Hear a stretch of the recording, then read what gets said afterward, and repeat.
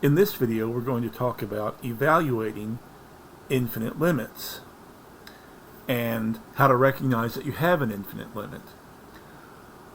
Well, we've seen before that if we substitute in the value of c and we get 0 over 0, that's typically an indication that there is more to be done. That, remember that 0 over 0 is an indeterminate form and we don't know what the value of the limit is just from that information. Well, for an infinite limit, what you're typically looking for is a non-zero number in the numerator and 0 in the denominator. So you're looking for non-zero over 0. Now, with a vertical asymptote, you might have something that looks like this, where the limit from each side is positive infinity, or you could turn that upside down, turn the picture upside down, and you would have an example of the limit from each side being negative infinity. But often you will get a vertical asymptote that looks like this. The limit from one side is positive infinity and the limit from the other side is negative infinity. We saw that when we looked at 1 over x. So, very often, the one-sided limits will be different. Therefore, that really necessitates our looking at one-sided limits unless there is something about the function or an interval that tells us we don't really have to do that. So anyway, let's take a look at an example or three.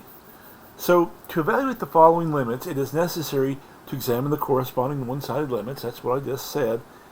And in examining these one-sided limits, one must do a sign analysis. Alright, so let's take a look at this. We've got the limit as x tends to 0 of 5 minus x over x squared. First, let's check to make sure that we have a vertical asymptote. If we substitute in 0 for x, we get 5 over 0. That's a good indication. Also, the 5 minus x and the x squared, those are both continuous around x equals 0, so that we have a vertical asymptote at 0. What that means is the following. It means the limit as x tends to 0 from the left of this function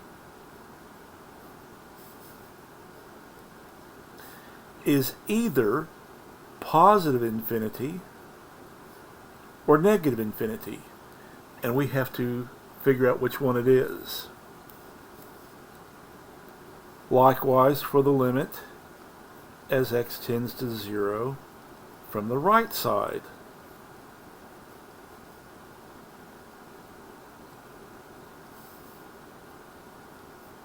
Now in this case it's not going to be too bad, and that's because of the x squared in the denominator. What we need to do is a sign analysis. We need to figure out the sign of the numerator near 0, but on the whichever side we're looking at, and do the same for the denominator.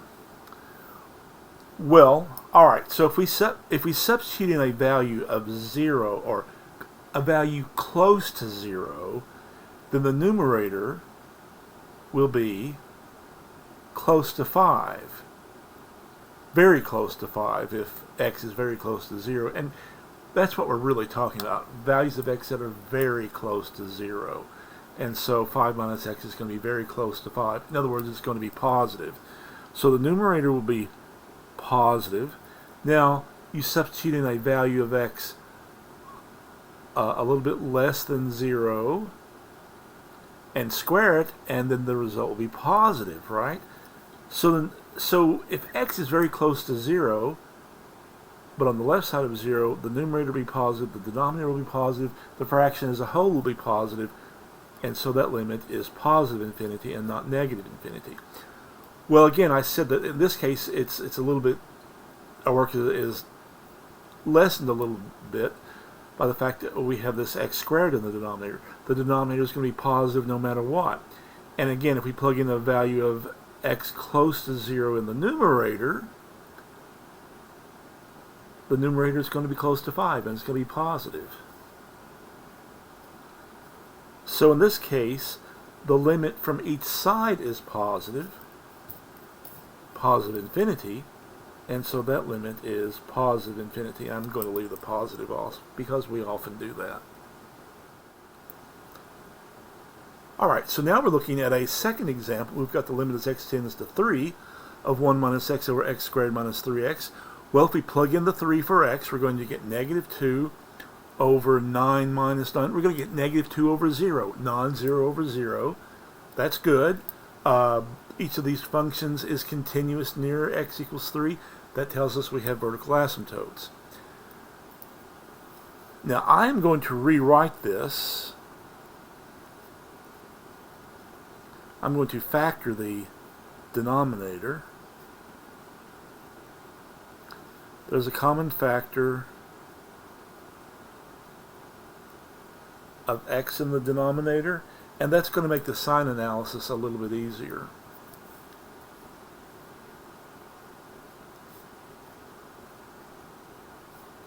So we need to look at the one-sided limits.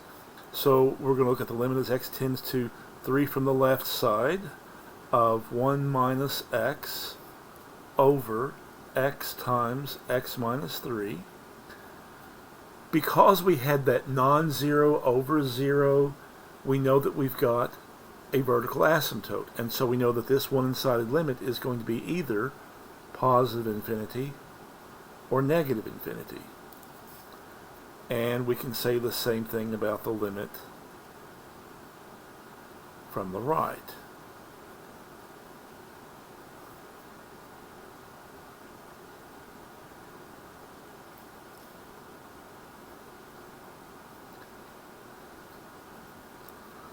Alright, so let's think about what we're doing. We're substituting in a value of x that's close to 3, but a little bit less than 3.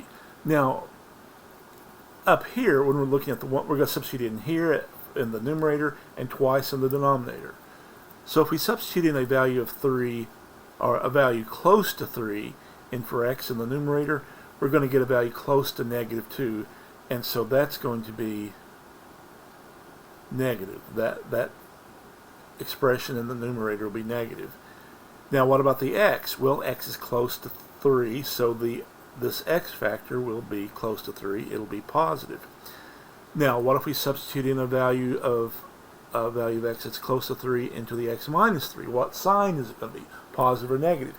Well, it depends on whether x is less than 3 or greater than 3. In this case, x is less than 3. So if we substitute in a value of x less than 3 and then subtract 3, that should take us below 0. So this factor will be negative. So we've got a negative divided by a positive and a negative in the denominator. So that means we've got the denominator as a whole is negative. We've got a negative divided by a negative. A negative divided by a negative is positive infinity. Now we go to the one on the right, for the limit on the right side. Well, 1 minus x, that's still going to be negative. Again, x is close to 3. The x factor in the denominator will be close to 3, so it'll be positive. Now, since x is going to be slightly bigger than 3, x minus 3 will be slightly bigger than 0. It'll be positive. So you've got a negative numerator divided by a positive. It looks like I had a glitch there while I was at the very end. So let's see, we're looking at the limit as x tends to 3 from the right. We had said that if we substitute in a value of x that's close to 3 in the numerator, we get a value that's negative.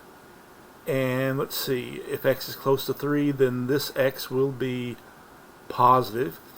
And x minus 3 could be either positive or negative depending on whether x is bigger than 3 or smaller than 3. In this case, x is bigger than 3, so when we substitute in for x here, something a little bit bigger than 3 minus 3 is going to be slightly positive. So what we've got then is a negative divided by a positive times a positive. The denominator is positive. We've got a negative divided by a positive. So that means the limit from the right of this function at 3 is negative infinity. Since the one-sided limits do not agree, that means the original limit does not exist. We have one further example to do, and that's the limit as theta tends to pi over 2 of 1 minus theta over cosine theta. So if we substitute in pi over 2 for theta, in the numerator we're going to get 1 minus pi over 2. That's not 0. In fact, pi over 2 is about 1.57, so 1 minus pi over 2 should be about negative 0.57. I'm going to make note of that the numerator is negative. And then the cosine of pi over 2 is 0. So we've got a non-zero over 0. That's a good indication that we have a vertical asymptote. Also, 1 minus theta and cosine theta are continuous everywhere, so we definitely have vertical asymptotes. So what we need to do is look at the limit from the left and the limit from the right. As we've already noted, the numerator in each case is going to be negative. And what we need to do is merely decide what the SIGN sign of cosine theta is in each case. Well, I'm thinking of theta as an angle made with the positive x-axis, so pi over 2 is up here. In the case where theta is less than pi over 2, we're in the first quadrant, and the cosine is positive in the first quadrant. We've got a negative divided by a positive. We know it's going to be negative infinity. And if we look at the limit as theta tends to pi over 2 from the right side, so values of theta slightly bigger than pi over 2, that means we are in the second quadrant where the cosine is negative. And so a negative divided by a negative is positive infinity. And since these limits do not coincide, they're not equal, we know that the original limit does not exist.